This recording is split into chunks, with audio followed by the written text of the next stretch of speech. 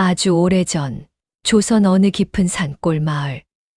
너무나 가난해 이틀에 한 끼도 제대로 먹지 못하는 집이 있었습니다.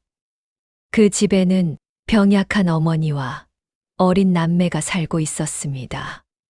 아버지는 몇 해 전 산에 나무를 하러 갔다가 호랑이에게 목숨을 잃었다는 소식만 남긴 채 끝내 돌아오지 못했습니다. 어머니는 자식들에게 죽 한 숟갈이라도 더 먹이려 자신의 몫을 늘 미루었습니다.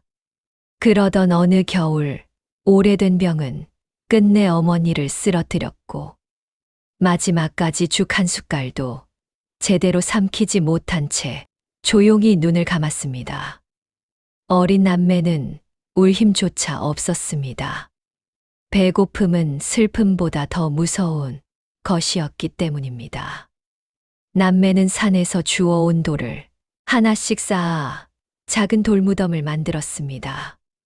그 모습을 지켜보던 동네 만신할매가 한참을 말없이 바라보다가 조용히 입을 열었습니다. 너희 어미는 오래 걷지 못하다 세상을 떠났으니 하늘이 가엾게 여겨 하얀 나비가 되었느니라. 봄날 크고 고운 하얀 나비를 만나거든 함부로 쫓지 말고 반갑게 맞이하여라. 그 나비는 너희를 지켜주러 온 것이다. 하지만 어린 남매는 그 말을 오래 기억하지 못했습니다. 굶주린 아이들에게는 그 말보다 밥 한 그릇이 더 절실했기 때문입니다. 세월이 흘렀습니다. 남매는 어느새 어른이 되어 품팔이를 하며 겨우겨우 살아갔습니다.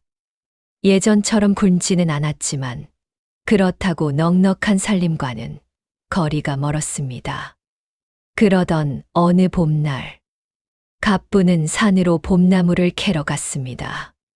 산등성이를 따라 냉이와 달래를 캐던 갑분의 눈앞으로 커다란 하얀 나비 한 마리가 천천히 날아왔습니다. 보통 나비보다 두세 배는 커 보였고 새하얀 날개는 햇살을 받을 때마다 은빛으로 은은하게 빛났습니다. 산새들마저 그 나비를 피해 날 만큼 신비로운 모습이었습니다. 그 순간 갑분의 머릿속에 오래전 만신할매의 말이 번뜩 떠올랐습니다. 유도 크고 고운 하얀 나비를 만나거든. 어머니, 정말 어머니이신가요? 갑부는 자신도 모르게 하얀 나비를 따라가기 시작했습니다.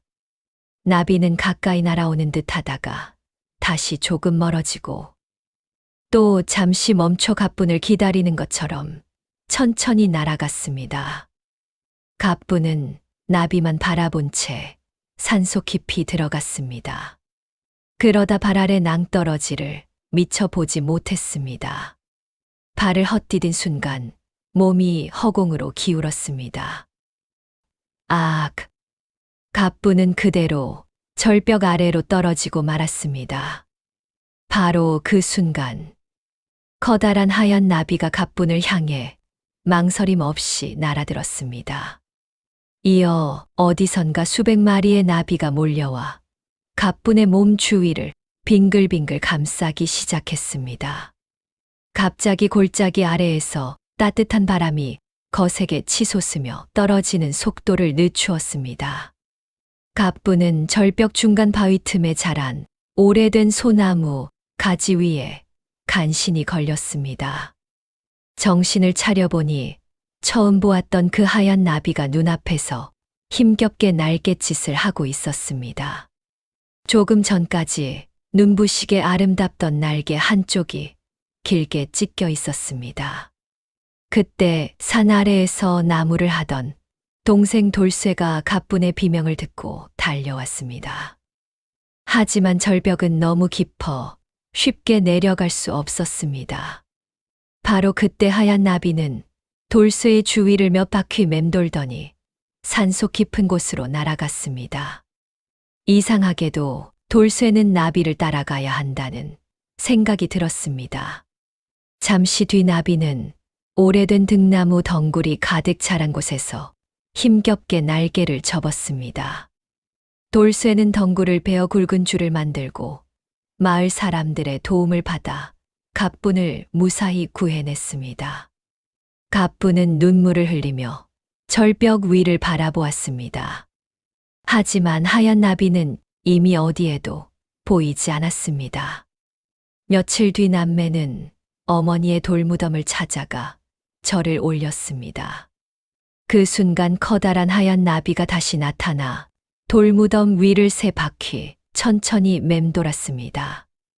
그리고 하늘을 향해 천천히 날아오르던 나비는 마지막 힘을 다한 듯 높이 오르지 못했습니다.